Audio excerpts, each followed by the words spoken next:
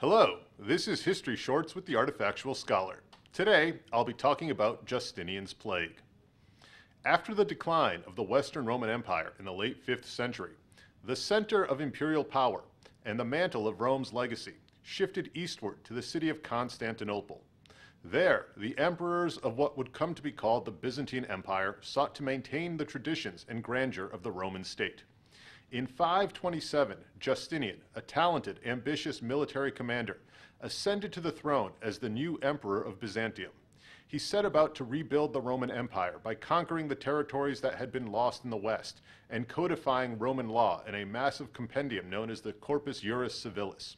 In addition, Justinian undertook massive public works programs across his realm, building monasteries, forts, bridges, and perhaps most significantly, churches. In fact, one of the greatest buildings of late antiquity, the Hagia Sophia in Constantinople, was constructed during Justinian's reign.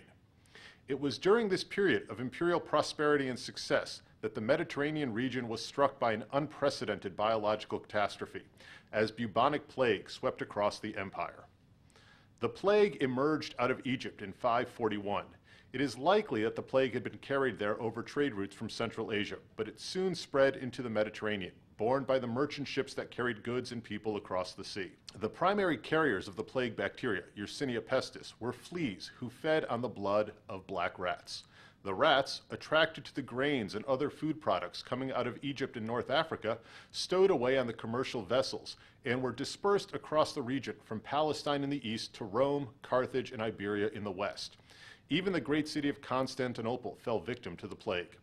To make matters worse, Europe was suffering the effects of climate change in the 6th century. Contemporary historian Procopius recorded unusually cold weather, including summer snow in southern Italy, that led to poor harvests and eventual food shortages. Compounding the situation, Justinian's wars led to the displacement of many people and created a refugee crisis. It was in this environment that the plague spread. Constantinople, as the center of the empire, was particularly hard hit.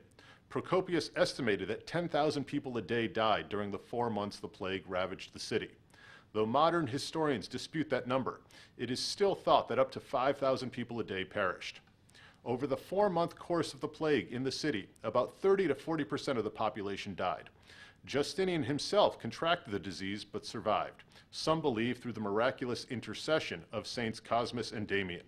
Over the next year, the pestilence would tear through much of the rest of Justinian's empire. By the time the plague subsided in 542, an estimated 25 million people were dead. Other episodes of the plague over the next 2 centuries added to that grim total. In all, as many as 100 million people, a quarter of the Earth's population at that time, may have been killed. Throughout human history, infectious diseases have impacted and shaped societies and cultures. Empires have fallen and civilizations have declined due to destructive epidemics and pandemics. Even today, in the 21st century, regional epidemics and global pandemics wreak havoc on nations, economies, and societies. This has been History Shorts. Thanks for watching.